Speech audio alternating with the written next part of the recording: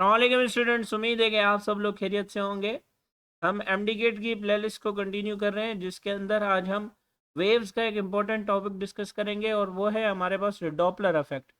अब Doppler effect हम अपने एफएससी के लेक्चर्स में भी पढ़ते हैं, लेकिन चूंकि यहाँ पर हम एमडीकेट की अकॉर्डिंग इस टॉपिक को क्लियर करेंगे, तो हम इसके मेन पॉइंट्स और की टर्म्स को डिस्कस करेंगे, ताकि आपके पास जब एमसीक्यूज आए डॉपलर इफेक्ट में से, तो आप इजीली उन्हें क्रैक कर सकें। तो हम बिना कोई टाइम वेस्ट किए आगे मूव करते हैं। हमारे पास डॉपलर इफेक्ट क्या होता है, डॉपलर इफेक्ट की डेफिनेशन क्या है। अगर मैं आपको थोड़ा सा बेसिक इसका बता दूं, तो डॉपलर इफेक्ट हमें जोहान क्रिस्टियन डॉपलर नामी एक साइंटिस्ट है, उन्होंने इस इफेक्ट के बारे में हमें बताया था, फिर इस पर नाम आ गया था डॉपलर इफेक्ट का। अब देखें, हमारे पास जो अपेरेंट चेंज आता है in frequency due to the relative motion, keep in your mind के रिलेटिव मोशन की वजह से जब हमारे पास चेंज इन फ्रीक्वेंसी आता है बिटवीन सोर्स एंड ऑब्जर्वर, तो अब उस रिलेटिव मोशन की वजह से चेंज इन फ्रीक्वेंसी को हम किस में पढ़ेंगे, हम डॉपलर इफेक्ट के अंदर पढ़ेंगे। ठीक हो गई बात। अब देखें कि डॉपलर इफेक्ट हमें क्या देता है। समटाइम्स हमसे पूछा जाता है कि the apparent change in intensity.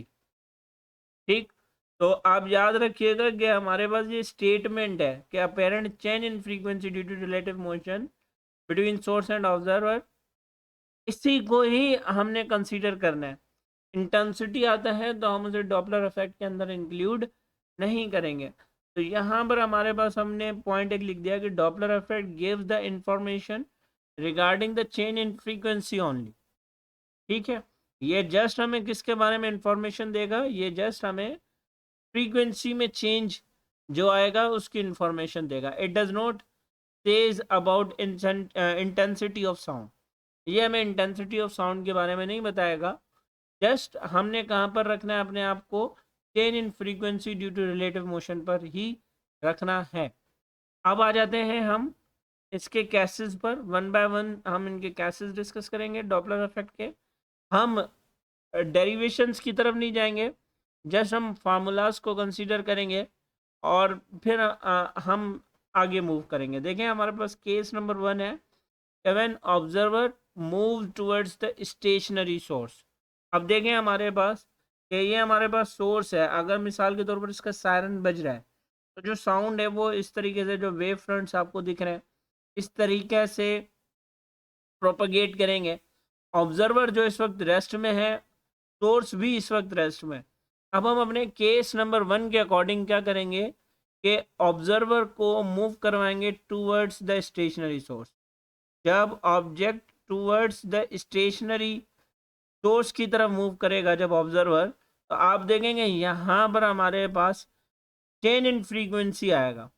अब जब चेंज इन फ्रीक्वेंसी यहाँ पर आएगा, तो हमारे पास जो अपेरेंट फ्रीक्वेंसी होगी, देखें इस वक्त भी एक फ्रीक्वेंसी है, लेकिन जैसे जैसे ये ऑब्जर्वर इसकी तरफ मूव करता रहेगा, तो हमारे पास अपेरेंट फ्रीक्वेंसी आती रहेगी, और वो अपेरेंट फ्रीक्वेंसी हमारे पास किसके बराबर होगी, v plus v not divided by v multiply by F.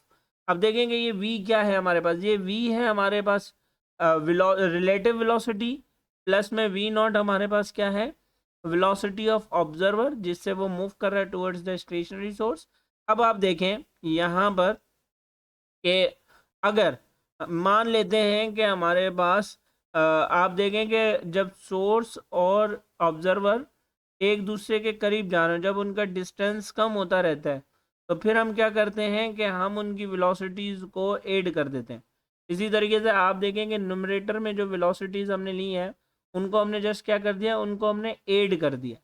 तो जब न्यूमरेटर में वैल्यू बढ़ती रहेगी डिनोमिनेटर के अकॉर्डिंग, आप देखेंगे पहले जब ये ऑब्जर्वर भी रेस्ट में था, सोर्स भी रेस्ट में था, तो ये जो सायरन मूव कर रहा था या सायरन के जो साउंड प्रोड्यूस हो रहा था, वो मान लेते हैं कि 2 मीटर पर सेकंड था।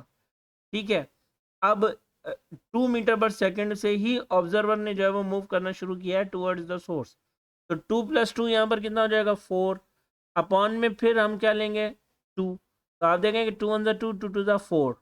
इस तरीके से हमारे पास क्या हो रहा है, हमारे पास जो रेशो आ रहा है v plus v not upon v का, वो 1 से ग्रेटर देन आ रहा है। जिससे हमें क्या पता चल रहा है कि ये जो अपेरेंट फ्रीक्वेंसी है वो हमारे पास जो फ्रीक्वेंसी पहले थी उससे ग्रेटर है।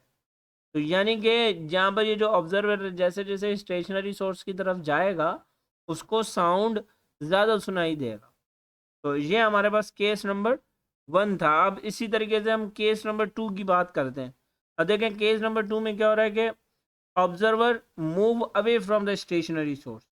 अब ये जो ऑब्जर्वर है ये observer move to away from the stationary source जा रहा है। अब ये ऑब्जर्वर यहाँ भागना शुरू कर रहा है, सोर्स तो रेस्ट में। ऑब्जर्वर ने क्या किया कि ऑब्जर्वर ने यहाँ पर, एक मिनट, ऑब्जर्वर ने क्या किया है, अब ऑब्जर्वर ने अवे जाना शुरू कर दिया। अब जब ऑब्जर्वर अवे जाना शुरू करेगा तो अब क्या होगा, अब देखें कि ये दोनों सेम लाइन में होगी। वेलोसिटी की जो साउंड की जो प्रोपगेशन है और ऑब्जर्वर की जो डायरेक्शन है दोनों सेम डायरेक्शन में आ रही हैं। तो जब सेम डायरेक्शन में आएंगी तो हमारे पास जो इनका, हम यूं कह लेंगे, वेलोसिटीज होंगी वो आपस में सब्ट्रैक्ट होंगी।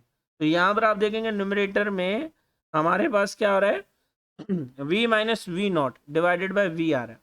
जिससे हमें क्या पता चल रहा है कि जो अपेरेंट फ्रीक्वेंसी है वो हमारे पास जो पहली फ्रीक्वेंसी थी उससे लेस देन है। यानी कि अब जो साउंड इस ऑब्जर्वर को सुनाई दे रहा होगा वो कम साउंड सुनाई दे रहा होगा, क्योंकि अब ये मूव कर रहा है away from the stationary source.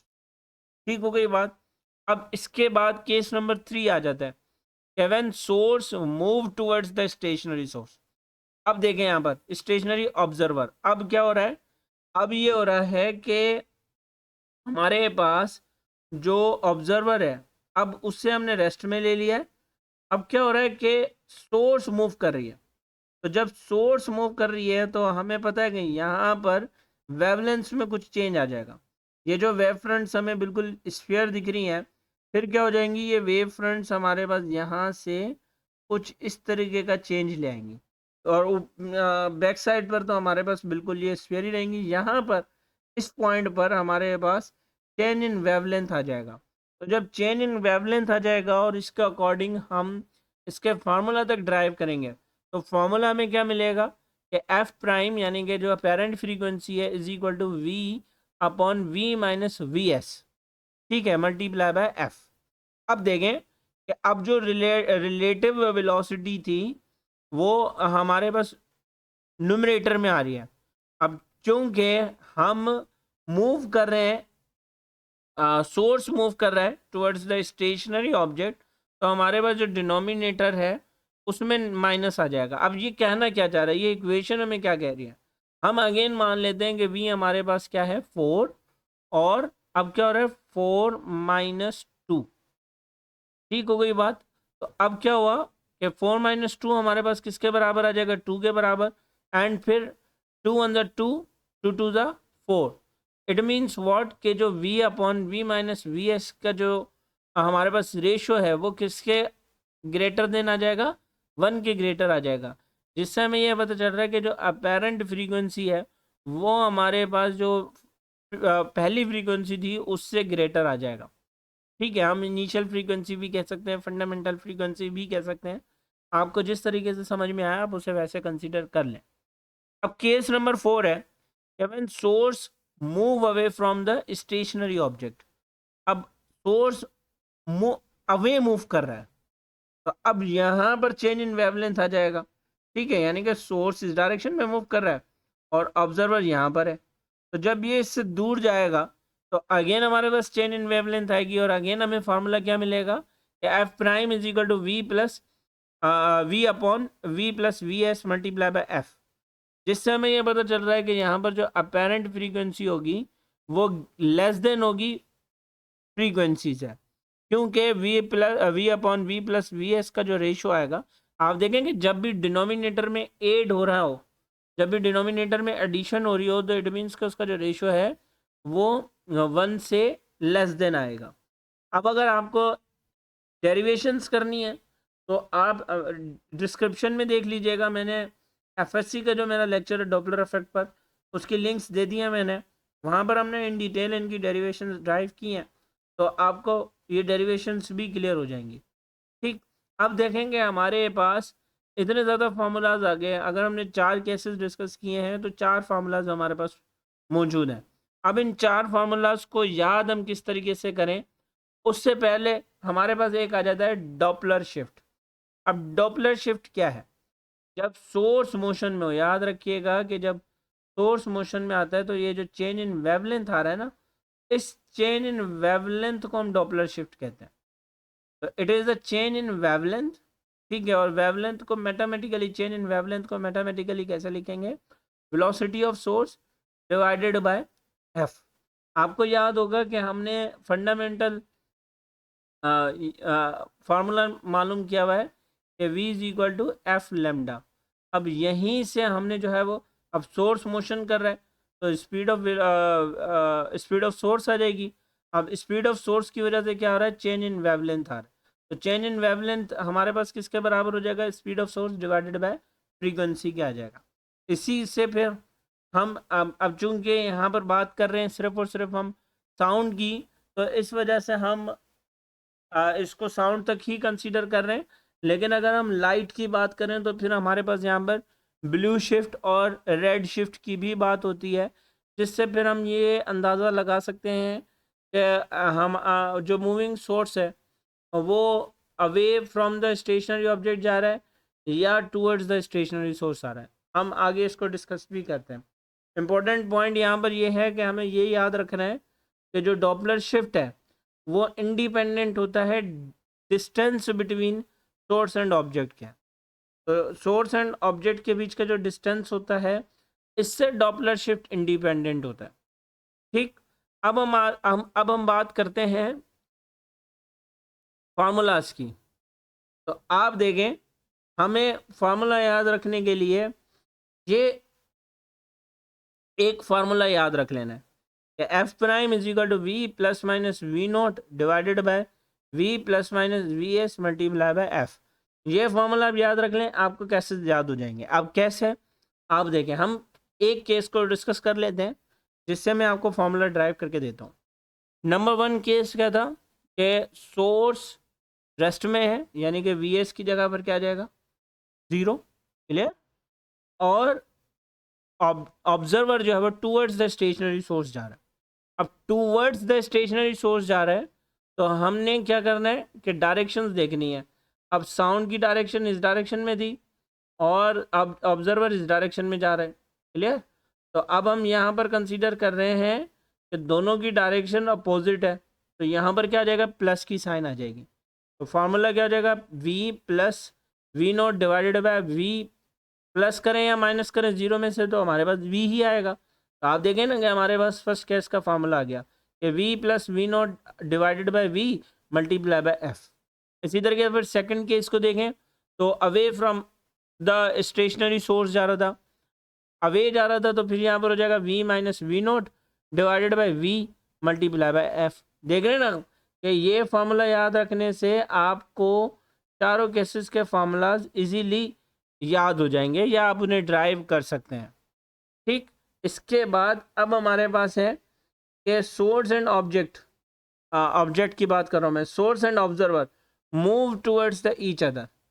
जब मूव करेंगे टूवर्ड्स द ईच अदर, ठीक, तो हमारे पास जो फ्रीक्वेंसी आएगी वो फ्रीक्वेंसी क्या जाएगी? v plus v not divided by v minus v s multiply by f, ठीक। अब ये हम केस नंबर 1 और केस नंबर 2 को कंपेयर करके यहाँ पर ये फार्मूला ड्राइव करते हैं, जिससे हमें, क्योंकि इस वक्त हम इंडिकेट की बात कर रहे हैं, तो हमें याद रखना है कि जब सोर्स एंड ऑब्जेक्ट दोनों मोशन कर रहे हो और दोनों एक दूसरे के करीब आ रहे हो, तो हमारे पास जो अपेरेंट फ्रीक्वेंसी होगी वो फंडामेंटल फ्रीक्वेंसी से या इनिशियल फ्रीक्वेंसी से ग्रेटर देन होगी। और इसी तरीके से फिर हमारे पास source and observer move away from the each other, तो जो हमारे पास अपेरेंट फ्रीक्वेंसी होगी वो इनिशियल फ्रीक्वेंसी से लेस देन हो जाएगी, ठीक है। और ये हमने इसके फार्मूलाज भी लिखे हैं। अगेन मैं कह रहा हूँ आपको, अगेन फिर कैलकुलेशंस करनी है, डेरिवेशंस करनी है, तो डिस्क्रिप्शन में मेरे पास डॉपलर इफेक्ट के मैंने लेक्चर्स की लिंक दे दी है, आप उन्हें देख लें, आपको इंशाल्लाह क्लियर हो जाएंगे। इसके बाद अब क्या हो रहा है कि बोथ एस एंड ओ यानी कि सोर्स एंड ऑब्जर्वर मोशन में, दोनों मोशन में। तो अब क्या हो रहा है कि आप देखें कि s and o, source and observer, दोनों एक ही डायरेक्शन में मूव कर रहे हैं। ठीक है, ओ अप्रोचिंग द एस। अब ऑब्जर्वर अप्रोच कर रहा है सोर्स को, तो जब ऑब्जर्वर अप्रोच करेगा सोर्स को तो हमारे पास क्या हो जाएगा कि f prime is equal to v plus v not divided by v plus v s multiply by f. ये फॉर्मूला तब आएगा जब हमारे पास ऑब्जर्वर अप्रोच कर रहा होगा सोर्स को। इससे क्या मुराद है, आप देखेंगे नोमिनेटर में भी एडिशन हो रही है, डिनोमिनेटर में भी एडिशन हो रही है। तो अब यहाँ पर हमारे पास अपेरेंट फ्रीक्वेंसी क्या आएगी, ये आप मुझे कमेंट सेक्शन में बताएंगे। मैं भी देखूँ कि आपको ये लेक्चर्स कितने समझ में आ रहे हैं। इसके बाद फिर जब सोर्स ऑब्जर्वर को अप्रोच करेगा तो हमारे पास जो एफ प्राइम यानी कि अपेरेंट फ्रीक्वेंसी आएगी वो किसके बराबर आएगी, v minus v not divided by v minus v s multiply by f. ठीक हो गई बात यहाँ पर। अब इसके बाद हमारे पास ये भी इम्पोर्टेंट है, अब हमारे पास कुछ इम्पोर्टेंट पॉइंट्स आ जाते हैं डॉपलर इफेक्ट को लेकर। अब देखेंगे इस वक्त तक हम बात कर रहे थे साउंड वेव्स, लेकिन अगर हमसे कोई पूछे जाएगा लाइट के लिए एप्लीकेबल है तो हम कहेंगे कि Doppler effect is applicable to both light and sound wave. Doppler effect light और साउंड वेव दोनों के लिए एप्लीकेबल है। Doppler effect is applicable for electromagnetic waves. अब लाइट क्या है, इलेक्ट्रोमैग्नेटिक वेव्स है ना, तो डॉपलर इफेक्ट इलेक्ट्रोमैग्नेटिक वेव्स के लिए तो एप्लीकेबल है, लेकिन अगर हमसे पूछा जाए कि एक्स रेज के लिए एप्लीकेबल है या नहीं, तो एक्स रेज के लिए ये हमारे पास एप्लीकेबल नहीं होते। ये अक्सर औकात हमसे एमसीक्यूज में पूछा जाता है। अब if speed of source is greater than the speed of sound, all relation of Doppler effect is not applicable. अब क्या होगा कि जब हमारे पास स्पीड ऑफ सोर्स ग्रेटर हो जाए स्पीड ऑफ साउंड से, तो जो जितने भी रिलेशंस हैं डॉपलर इफेक्ट के वो नॉट एप्लीकेबल हो जाएंगे। ये तब होगा जब हमारे पास जो स्पीड ऑफ सोर्स है वो क्या हो जाए, greater than speed of sound हो जाए। इसी तरीके से ग्रेटर हो जाए या इक्वल हो जाए तब भी हमारे पास जितने भी रिलेशन है डॉपलर इफेक्ट के वो एप्लीकेबल नहीं होंगे। Doppler effect is applicable when speed of sound is greater than the speed of source. ठीक है, ये एप्लीकेबल तब है जब हमारे पास speed of sound greater than हो स्पीड ऑफ सोर्स है। Observer and source move in the same direction with same velocity. अब जब हमारे पास सेम वेलोसिटी हो तो हमने पीछे पढ़ रखा है, डेफिनेशन ही ये थी, स्टेटमेंट ही ये थी कि हमारे पास अपेरेंट चेंज इन फ्रीक्वेंसी का होना ज़रूरी है। तो अब जब source and observer same direction में मूव कर रहे हो और सेम वेलोसिटी हो तो इट मीन्स के कोई चेंज नहीं आ रहा, और जब कोई चेंज नहीं आ रहा तो इट मीन्स के नो डॉपलर इफेक्ट। यहाँ भी डॉपलर इफेक्ट नहीं आएगा हमारे पास। ठीक है, इसी तरीके से फिर हमारे पास है Doppler effect in sound is asymmetric but in light is symmetric. Doppler effect sound में असिमेट्रिक होता है और लाइट के अंदर ये सिमेट्रिक हो जाता है। ठीक, फिर हमारे पास है कि observer and source are in rest. दोनों अगर रेस्ट में हैं तब भी हमारे पास no Doppler effect. Source and observer moving perpendicularly तब भी हमारे पास क्या आ जाएगा, नो डॉपलर इफेक्ट। इसी के साथ साथ अगर आप देखेंगे आपके पास एक एग्जाम्पल है कि सोर्स हमारे पास यहाँ पर रेस्ट में है, ठीक है, और जो ऑब्जर्वर है वो कांस्टेंट स्पीड के साथ सर्कल में मोशन कर रहा है। अब हमसे पूछा जा रहा है कि अब बताएं कि क्या यहाँ पर डॉपलर इफेक्ट है, तो आप देखेंगे यहाँ पर भी हमारे पास डॉपलर इफेक्ट नहीं होगा क्योंकि हर जगह पर डिस्टेंस सेम है, और अगर सेम स्पीड है तो यहाँ पर किसी किस्म का चेंज नहीं आएगा। और जब चेंज नहीं आ रहा तो इट मीन्स के यहाँ पर कोई डॉपलर इफेक्ट प्रोड्यूस या डॉपलर इफेक्ट यहाँ पर नहीं आएगा। तो ये कुछ पॉइंट्स थी जो कि इम्पोर्टेंट है। मैं आपका वेट करूँगा, आप पूरी ये देखें वीडियो इसमें किसी भी किस्म की क्वेश्चंस अगर आपको हैं तो आप मुझसे कमेंट सेक्शन में पूछ सकते हैं। जो स्टूडेंट्स पर्सनली मुझे व्हाट्सएप पर अप्रोच कर सकते हैं वो मुझसे व्हाट्सएप पर पूछ सकते हैं। जहाँ पर भी आप मुझसे पूछना चाहें पूछ लें, कन्फ्यूजन्स अपनी क्लियर करें ताकि आप एमडी गेट के एग्ज़ाम्स में अच्छा स्कोर कर सकें। तब तक के लिए अल्लाह हाफिज़, थैंक यू सो मच।